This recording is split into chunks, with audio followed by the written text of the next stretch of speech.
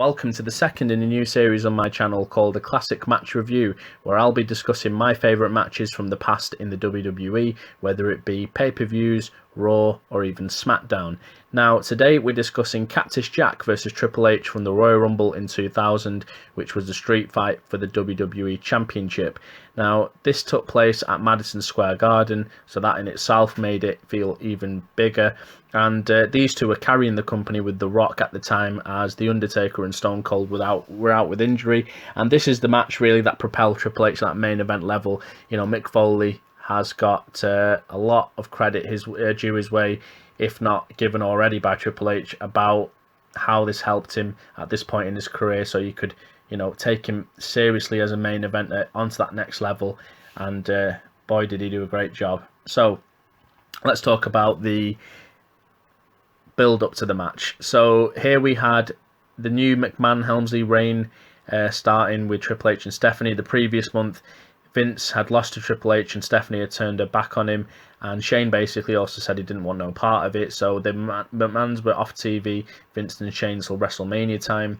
And yeah, these two were just running, you know, pushing their weight over the roster on Raw and SmackDown. They were booking some stupid matches. You'd have Christian and Jeff Hardy against Edge and Matt Hardy, you know, matches like that, which were just, you know, messing with the whole roster. And then they also booked Mick Foley versus Triple H, or sorry, Mankind versus The Rock, in a pink slip on a pole match. And Mankind lost that match, and ultimately the next week on Raw, Rock said that if Triple H had not brought back Mankind, then the whole roster was ready to walk out and start a new federation. I believe he called it the World Rock Federation, which is quite a cool name in hindsight. But yeah, so Mankind was reinstated by Triple H, and then this led later in the night to an 8-man match with APA, Mankind and The Rock versus Triple H and DX. Towards the end of the match, everybody started brawling, but only Mankind and Triple H were in the ring. They had a huge brawl outside of the ring, which includes a brutal pedigree, probably the best pedigree to date that I've seen Triple H give, and it was on the announce table to Mankind, busted him open as well. And they had a brawl which continued after that, because Mick Foley then, I think, threw the steps into Triple H's head, and you know, there was all sorts of hardcore brawling, and it really set the tone for that match they'd eventually have, because on SmackDown the classic segment aired later that week, which was when Mankind said he can't face Triple H in a street fight, but he knows somebody who can. Took that shirt off, and then underneath he was wearing the Cactus Jack shirt, which was also brilliant the way the crowd responded to that. Triple H really sold that with his reaction, and the match was set then for the Rumble. So Madison Square Garden, massive platform, these two had to deliver, and boy did they deliver. Now at the time, this was airing free in the UK on Channel 4, so free to air, and you know, it was the first pay-per-view they started to show, and it got a lot of publicity, hence why a lot of people remember this match here in the UK. It's a very popular one, and I was only 7 at the time, so I had to record this, watch it the next day after school. And as soon as I watched this, I thought, you know what, I'm not going to stop watching wrestling. It was brilliant, this match. It was brutal. Triple H shed a lot of blood. Every level to this match got higher in terms of violence. I mean, you had the usual stuff with chairs and the announce table, steel steps, ring bell as well was used, and obviously then Mick Foley brought out the barbed wire baseball bat. Both guys used that on each other. Triple H had it used on his face a lot, which is why he was bleeding like a stuffed pig, as they say. And then on top of that, there was the spot where he broke a steel chair on Cactus Jack's back, and that piece of the chair flew out the ring. And you know, all in all, they used the handcuff spot as well from the previous year, where Mankind got obliterated with steel chair shots by The Rock. So they teased that happening again, but it was, in fact, the irony was The Rock was actually the one who stopped that from happening, because he hit Triple H with a chair briefly, came out in the entranceway. I think there was a back suplex as well that Cactus Jack gave to Triple H, and that basically had a chunk of wood end up in his ankle, or not his ankle, sorry, but his just above his ankle. So that was brutal. And I know years later I got the home video of the Royal Rumble, and or I think it was a DVD, and they had bonus footage on there which showed Triple H having the hunk of wood removed from his leg. So that was always something that you could tell was just brutal, and these guys that night put it all on the line.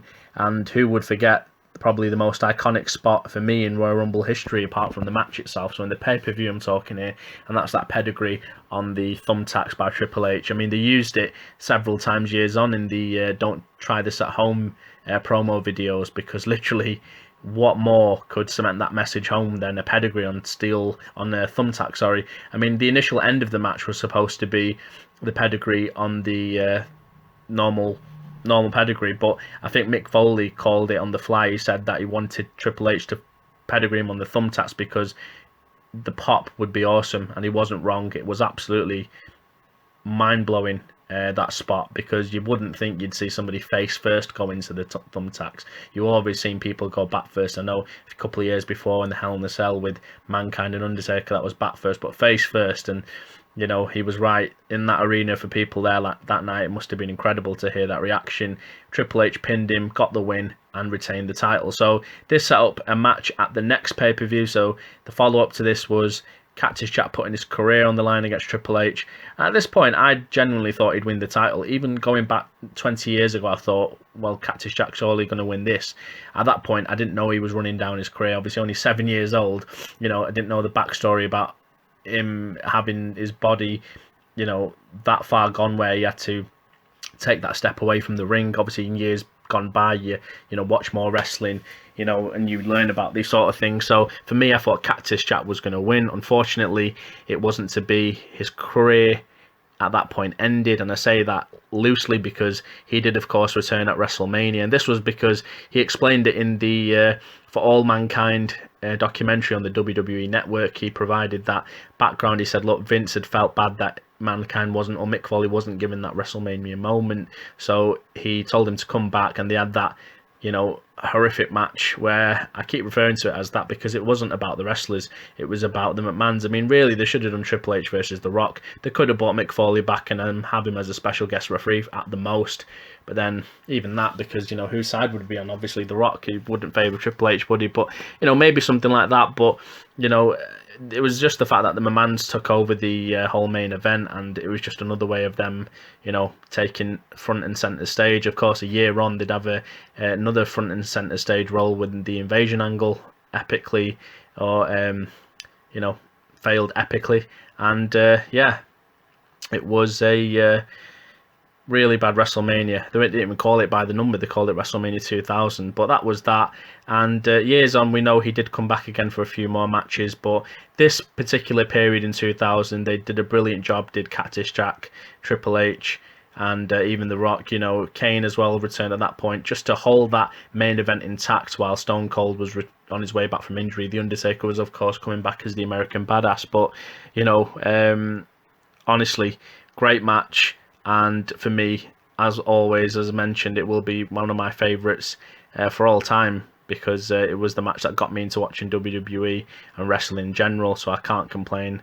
And yeah, brilliant. So I don't do these in any particular order. So last week I did CM Punk and John Cena from Money in the Bank 2011. That wasn't because it was, you know, above this. It's just a random order, but this was one I thought I'd get out of the way, get done, because it's, you know, one of the ones that is still fresh to the memory, because I think I only watched this again a couple of weeks back. So, you know, definitely one of the all-time greats for me. But yeah, so I appreciate you guys watching this video. Comment below and let me know what you thought about this match, what you think individually about Mick Foley and Triple H. All in all, what you thought about the feud. Anything at all you want to comment, like and subscribe as well. I'll be back with a third classic match review, and that'll be next week. I know this one did get slightly delayed, but with all the unfortunate news with Shad Gaspard as well, I did make a few videos regarding, you know, providing with an update on that. Then we had the Owen Hart documentary, which was uploaded, and I did my review, and then I did a little montage which was just a tribute to all the wrestlers' comments for Shad, and it included a video by Batista that he released yesterday.